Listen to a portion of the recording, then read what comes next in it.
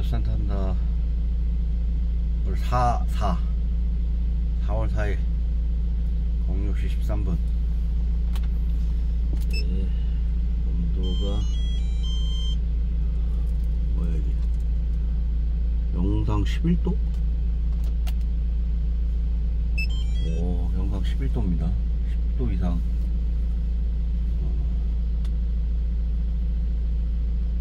어제는 4월 3일 그죠? 제주 4.3항쟁. 어쨌든 시대의 비극 그죠? 그 북제주, 남제주 그렇게 그 곶자왈 뭐 이런 곳에 군경들이 그죠? 민간인들을 몰아서 그들을 사지해 놓고 피난 행렬을 간 곳들이 있다고 하더라고요. 소따지 늘고 막 말, 소 막 늘고.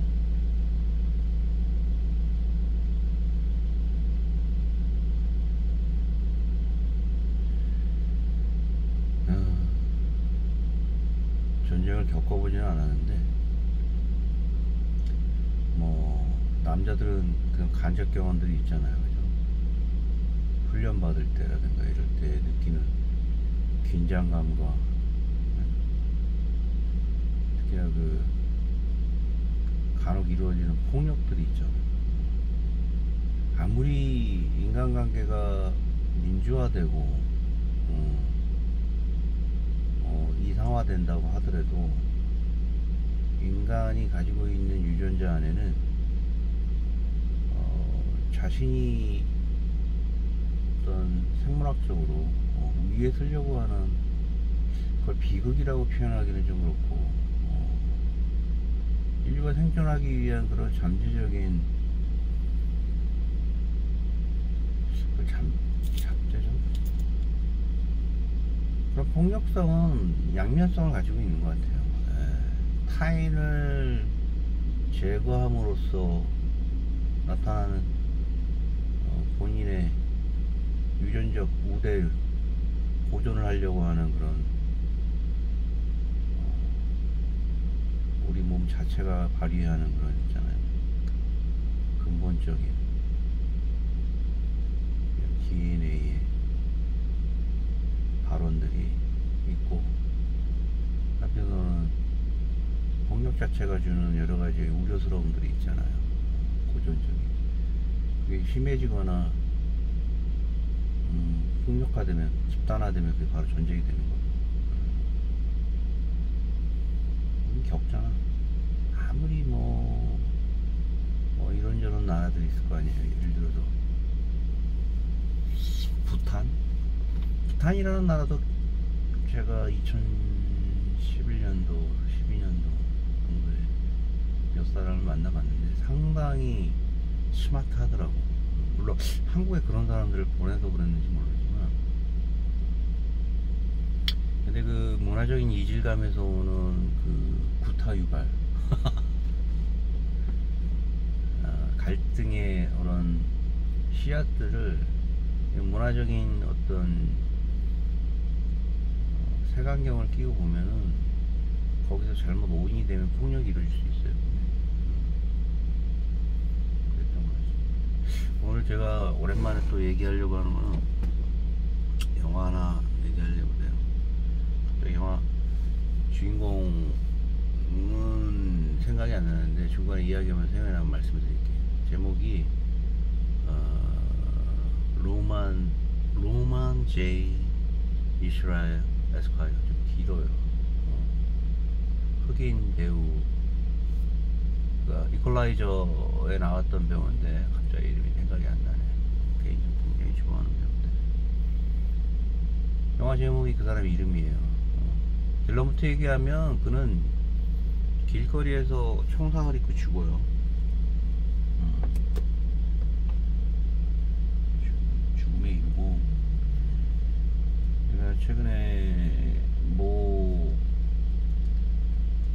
그 SNS에 제가 그 회장으로 있는 한 포털 사이트에 있는 곳에서 글을 올렸지만, 주위에 보면은 가볍게 그 용서를 구한다거나 관용을 구하는 사람들이 좀 많이 있잖아요. 특히나 책임관계에 있는 사람, 지금 이제 4월 10일 개헌 선거를 얘기하는 겁니다. 거기에 참여하는 위정자들이 진영 간, 뭔 소리야?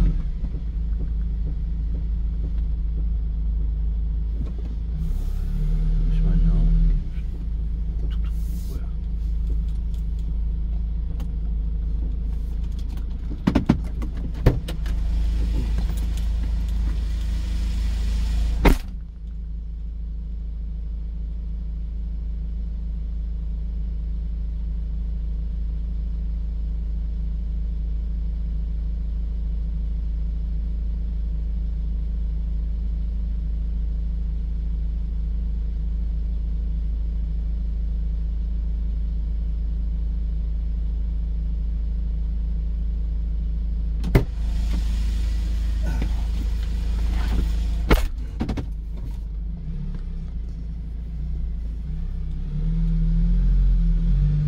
진영을 나누고 싸우잖아요. 한 영화에서지만 한 사람이 자신의 신념을 지키고 산다는 게 얼마나 어려운 건지에 대한 영화였어. 그것이 정말 난 변호사로 분장한 남자 흑인 배우였던 로만의 생애를 통해서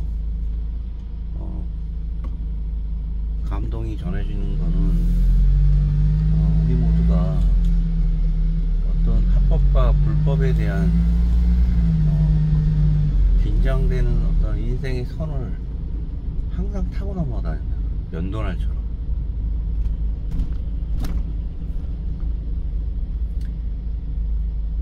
그는 인권 변호 활동을 하는 법무법인 직원이래야 딱 보스 포함해서 3명, 한 명은 자신의 삼촌을 모시고 있는 사무장 정도 되는 여자, 한 명은 관련된 보스가 변호 활동을 하는 데 있어서 봉사 활동도, 봉사 수임도 가끔씩 하는데, 거기에 따르는 논리적인 법리에 따르는 자료들을, 핵심적인 자료들을 잘 수집을 해서 보스에게 전달해주는 역할을 하는 로만의 역할입니다. 보스는 나이가 상당히 많은 변호사고, 또 어느 날 그가 죽음을 갑자기 길바닥에 쓰러져요. 노안으로 인한 뇌질환으로 해서 이제 코마 상태에 빠지게 되는데, 즉각 변호사 사무실에 이제 큰 변동이 생긴 거죠. 보스의 사망으로 인해서 문을 닫을 위험에 처하게 될 정도로, 그렇게 그 어떤 재정적인 부분에서 상당히 취약했던 그런 법률사무소였어요. 이러한 사실을 아는지 모르는지 로만 같은 경우는 자신이 변호 활동을 했던 사무실이 문을 닫게 되자 보스가 쓰러진 것 뿐만이 아니라 자신의 이제 생계가 위협받는 정도로 타협을 할 줄 모르는 변호 활동을, 변호사였던 거죠. 또 이제 그 조카 여자한테, 보스의 조카 사무장 여자한테 자신이 이 사무실을 인수했다고 얘기하지만, 그 여자는 한마디로 얘기하잖아. 그동안 쭉 봐온 그 로만 변호 변호사의 행태를 봤을 때 변호 활동은 변호 활동이고 회사는 회사잖아요. 당신 그럴 능력이 없습니다 하면서 바로 일갈하고 자신은 그러면서 이제 자신의 회사와 파트너 관계에 있는 누구에게 지정을 하면서 그 사람이 이 회사를 정리를 할 것이고 도움을 줄 것이다. 그동안에 이제 관계가 있었기 때문에 친분 관계로 인해서 이제 법적 절차를 통해서 이제 그 회사를 정리를 하겠다는 얘기죠. 우연히 사무실에서 그자와 이제 만난 거예요. 법무법인의 대표로서 예적 친분이라는 이유로 해서 고맙게 와서 이제 정리를 도와주는 거죠. 항상 바빴던 어떤 보스의 젊은 지인인데 로마는 그를 이제 보죠. 탐탁치 않게 생각하는 겁니다. 그러면서 그가 이제 전형적인 이제 자본가들의 수임을 받으면서 성장해 왔다는 것도 로마는 잘 알고, 그러니까 이런 수임 활동에 대한 경제적인 어떤 합법적인 경제 활동도 용납을 하지 못하는 이제 로만의 이제 평소 지론이었습니다. 거기에 뜻이 맞지 않는다고 해서 잠재적인 이제 불만을 가진 차에 이제 사무실을 만나게 된 거죠. 로만에게는 그런 치명적인 어떤 사고가 있음에도 불구하고 오해의 소지가 있는, 그럼에도 불구하고 그게 놀라운 그 잠재적인 변호 기술이 있었어요. 어떤 시대에 있어서 자신이 겪은 내용들에 대한 수임, 변호 기록을 컴퓨터로 기록을 하지 않아도 머릿속에 대단히 정확하게 기억을 하고 있고 정리를 하고 있다는 내용이 그 회사를 정리하러 왔던 그 사람한테 상당히 인상 깊은 모습으로 보여서 그를 이제 채용을 하게 되고, 거기서 이제 당장 먹고 살아야 되는 부분이 있다 보니까 그 프로포저를 거절할 수 없었고, 그 이전에 형사 수임을 담당했던 어떤 한 피의자가 도둑 강도 짓을 했는데 어떤 강도 수임에 대해서 나온 불법 정보를 통해서 그건 이제 변호 의뢰인이 전달해준 기밀을 사용해서 변호인이 사익을 취득했다면 변호사 자격이 박탈이 된다고 하더라고요. 어떤 특정인이 어디서 숨어 있다라고 하는 거를 자기 변호 의뢰인한테 들었는데 그자가 얘기하는 거를 그 수배자가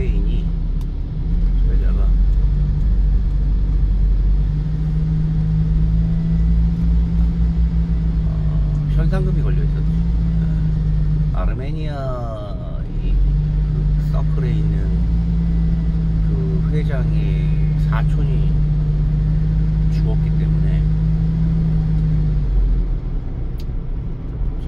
편의점에서 알바를 하고 있던 사이에 강도가 와서 죽여버렸으니까 그 죽인 자를 숨겨준 곳을 알면 자신이 이런 내용의 현상금을 주겠다라고 삼촌이 이민 집단인 아르메니아 삼촌 서클 회장이 꽤 큰 현상금을 거은 거고, 그 돈의 유혹에 결국은 그 로만 제이 이스라엘 에스콰이어는 넘어간 거죠.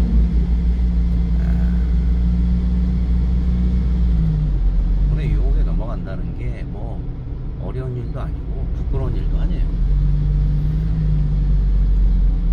하지만 분명히 잘못을 했죠. 법률에 정한 바에 의하면 변호인은 수임을 의뢰한 변호 의뢰를 한 사람의 기밀을 이용해서 사유를 취해야 안 된다는 분명한 조항이 있었던 거죠. 근데 놀랍게도 그 소문이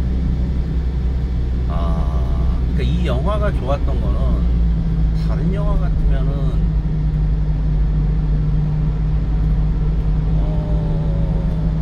본인이 그런 내용으로 오해를 샀다라고 하면, 오해를 샀다거나 아니면 사실이 밝혀졌다라고 한다라면 그 내용을 가지고 본인이 이제 변호 방어를 한다든지, 그죠?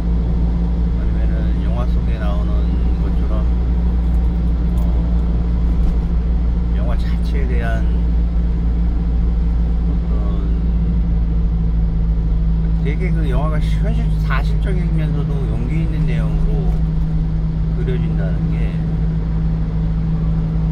자신이 한 내용을 본인이 스스로 법원에다 기소를 해버려요. 본인이 기소하고 본인이 범죄자가 되는 거죠. 특이하게 재밌게. 그러면서 그 법원의 그 속장을 우편으로 송달을 하고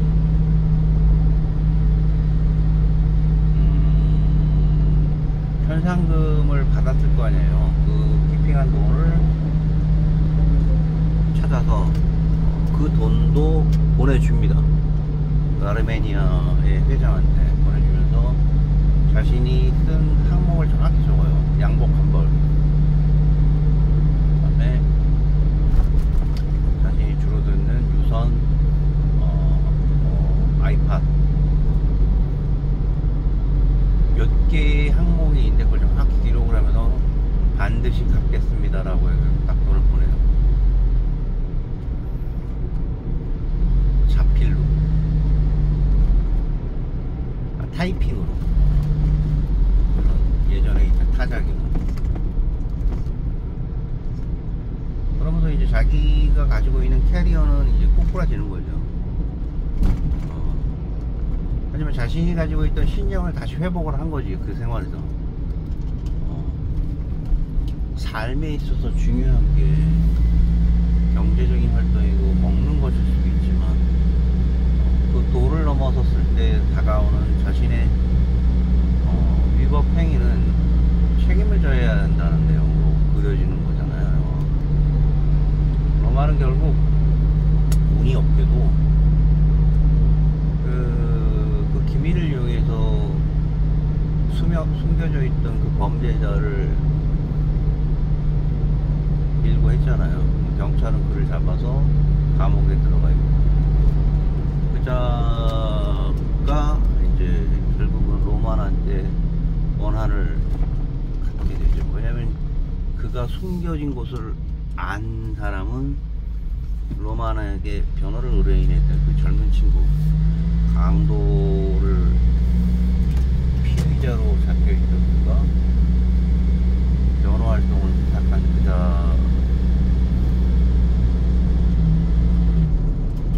그자였는데, 그가 유일하게 그 장소를 알았다는 걸 알고 그 숨겨진 곳에 왜 가르쳐줬냐, 누구한테 가르쳐줬냐를 이제 얘기를 한 거겠죠.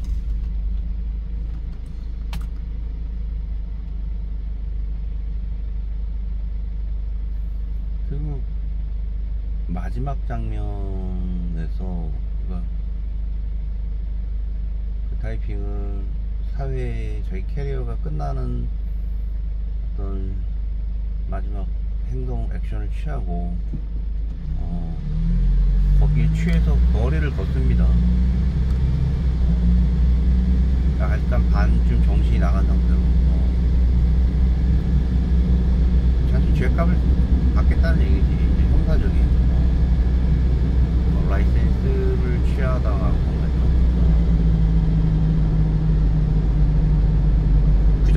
줄 알았는데 그 청부살인업자가 그를 계속 추적하고 있던 차에 길거리에서 그를 보고 뉴욕의 뒷골목에도 쓸쓸하게 총상을 붉은 꽃을 피우고 있습니다.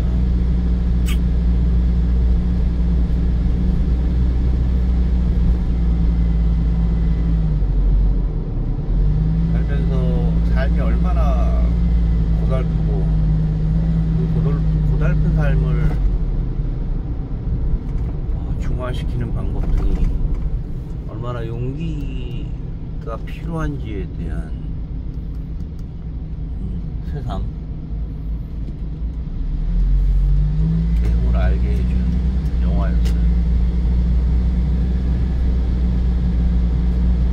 죽음을 그리고 자기의 캐리어가 끝난다는 걸 알면서도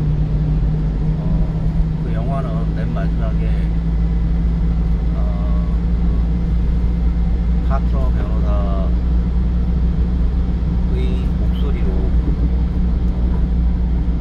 로만의 행위에 대해서 사회적인 반영을 베풀어준 것을 표현합니다. 얘기를 합니다. 로만은 자신이 지은 죄를 충분히 인지했고 거기에 따르는 죄값도 달게 받겠다라는 행동을 했다. 그리고 그가 계속적으로 지속적으로 했던 사회적인 약자에 대한 법률적인 근본적 해결을 위해서 누군가 자신에게 재정적 지원이라든가 경제적 지원을 해줬을 때 해결할 수 있는 그런 내용의 자료들을 원대한 꿈, 계획을 가지고 다녔었어요. 그러니까 당장은 먹고 살기 힘들었었겠지만 로마는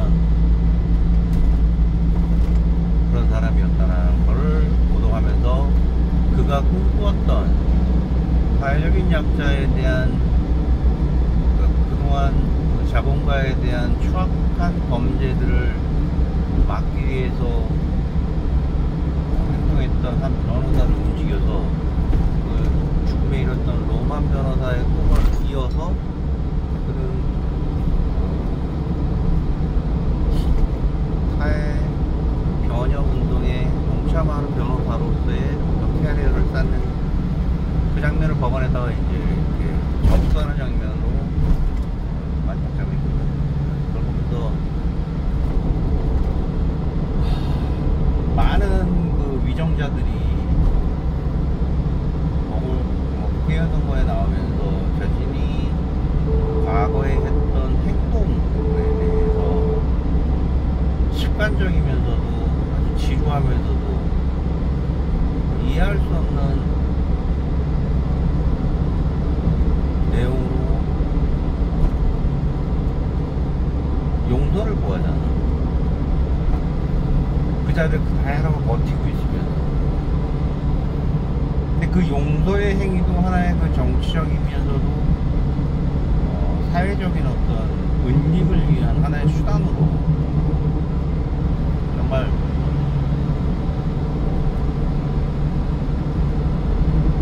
자신이 그 로만처럼 자신의 캐리어를 다 뭉갤 정도의 리스크를 알면서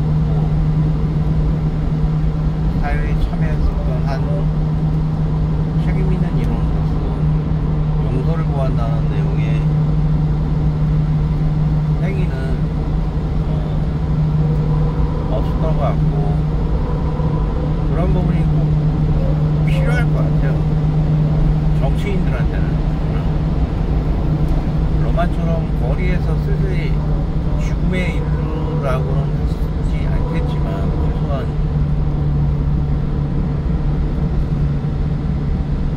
자신이 행한 행동에 각 개인은 평등하지만 그 개인이 갖고 있는 역량이 다르기 때문에 그러한 역량의 그 어떤 권력을 이용해서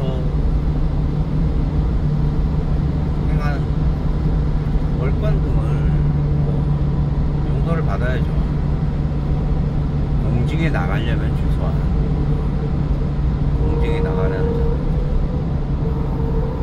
4월 10일 국회의원 선거에 임하는 사람들이 그 영화를 통해서 뭔가를 좀 느껴왔으면 하는 바람으로 오늘 방송을 말씀드립니다. 날씨는 좋고요. 약간 흐리지만 전형적인 봄 날씨입니다. 네. 대제에서는 이제 한겨울에 얼었던 봄방울들이 터져서 흐드러지게 이제 거리에 다시 떨어지고 있어요.